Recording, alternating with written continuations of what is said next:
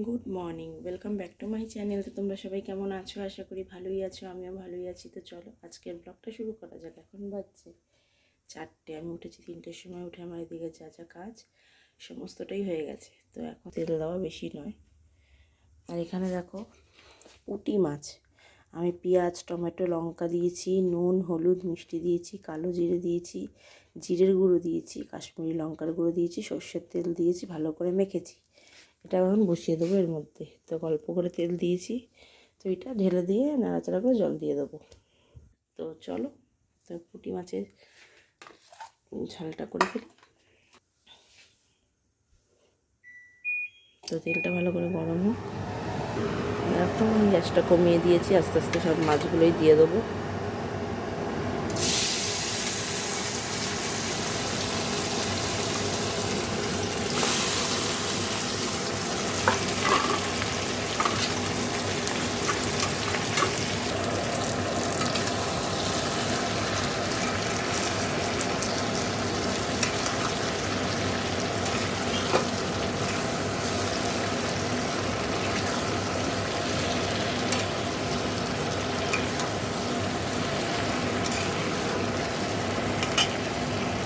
দেখো আমি এই থালাটা ধুয়েই জল দিচ্ছি, থালাটার মধ্যে মশলাপাতি লেগেছিলো।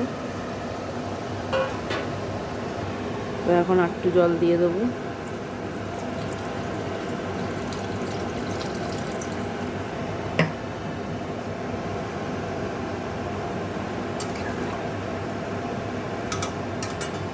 তো জল দিয়েছি বলে দেখো একটু নুন হলুদ দিয়ে দিলাম। তো এবার ভালো করে হোক, মাখা মাখা হলে নামিয়ে দেবো। নামার আগে ধনেপাতা দেবো।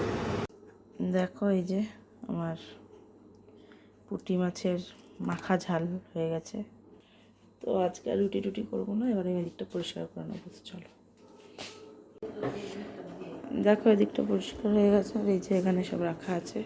তো চলো এবার স্নান করতে যাবো। চলো পরে কথা। দেখো স্নান তো হয়ে গেছে, স্নান টান করে নিয়েছি। সোনা বাবা উঠে পড়েছে, ওর উঠে পড়েও স্নান, মানে সকালেও স্নান ব্রাশ করেই স্নান করে নিয়েছে। তার একটু পরেই খাইয়ে দিয়েছি, অল্প কটা ভাত খাইয়ে দিয়েছি। তো এখন বসে রয়েছে, পরে ড্রেস পরাবো। আর টিফিনে রাখা আছে আজকে এই যে কচুরি, এই যে তরকারি। তো চলো তো খাওয়া দাওয়া করা যাক, তারপরে কথা হবে।